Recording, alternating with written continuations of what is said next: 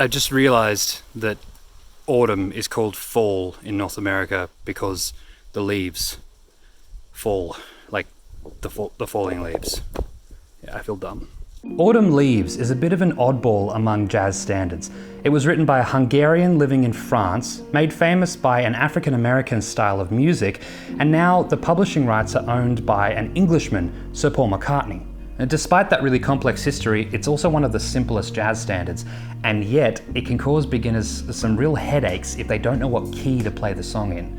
Anyway, let's sort through the pile of dead leaves and figure out what the truth is.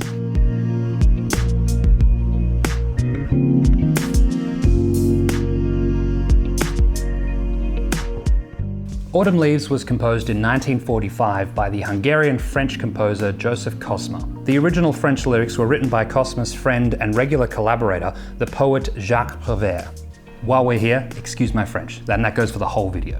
Before we get too deep into the history of the song Autumn Leaves, I want to play you some music so that you know what we're talking about. This is a vocal version of the song, so that even if you don't know the song at all, hopefully it's enough to familiarise yourself.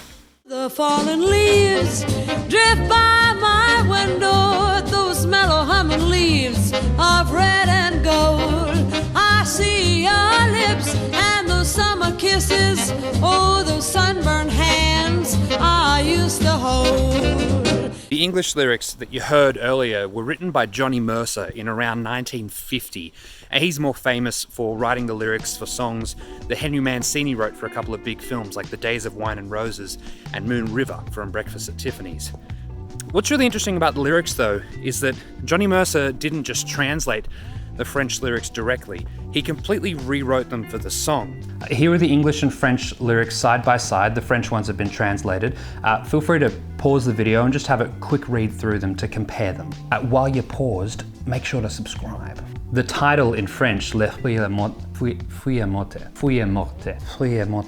The title in French, Le Fruit est morte, literally translates as the dead leaves, and so the themes are more directly about heartbreak and loss. It's no great surprise though, the song was written right after the German occupation of France, so I'd wager you'd be feeling pretty miserable too. There's one line in the intro to the song, the French version, which is rarely played, that I particularly like. Dead leaves are picked up by the shovel. You see, I haven't forgotten. Dead leaves are picked up by the shovel. Regrets and memories too. Of course, I don't speak French, so there's probably more subtlety in the original lyrics than I'm giving it credit for. Please leave a comment below if you can shed some light on that. The lyrics that Mercer wrote had a similar vibe. They're still about heartbreak, but it's more nostalgia and less despair. As soon as the English lyrics are written, pop stars of the day like Nat King Cole, Bing Crosby and Doris Day recorded versions of Autumn Leaves, but the seminal jazz recording came from Cannonball Adderley's 1958 album Something Else. Now, like a lot of jazz recordings of the time that became standards, having Miles Davis on the track definitely helped.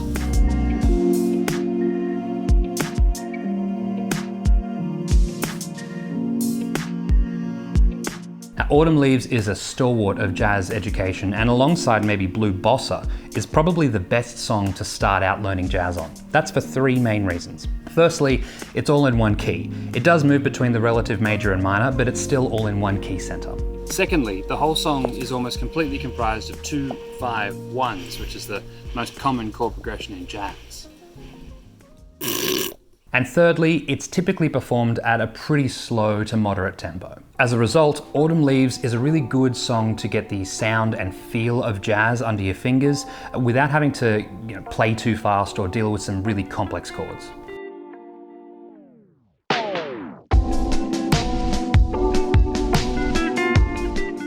So here's the sticky bit. Despite being such a good song for beginners, Autumn Leaves can cause some real headaches if you're not in the know. I mentioned that the key of the song is a bit of a problem, and that actually comes down to the lingering historical traditions of jazz. There are two camps about how you should learn jazz standards, by ear or with a lead sheet. Learning a song by ear is literally what it sounds like. Pun intended. Essentially, you listen to the song a lot and then you figure out the melody and the chords on your instrument.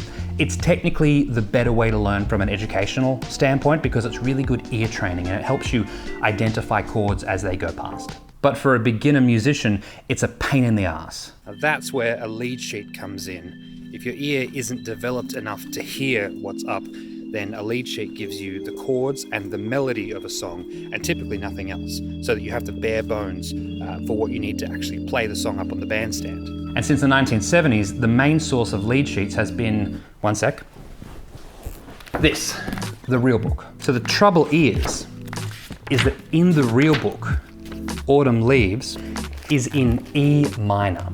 However, the version recorded by Cannonball Adderley in 1958 is in G minor and has an introduction that isn't in here. Now that's caused issues in the past and it's going to keep doing so. Hal Leonard have continued to print new editions of the real book still in E minor, and I think that's probably the right thing to do because if you've got people reading from the real book, it makes sense for them all to be in the same key. Unfortunately, if you're on the bandstand and one person plays the song in E, another one plays it in G minor, you're going to have a bad time.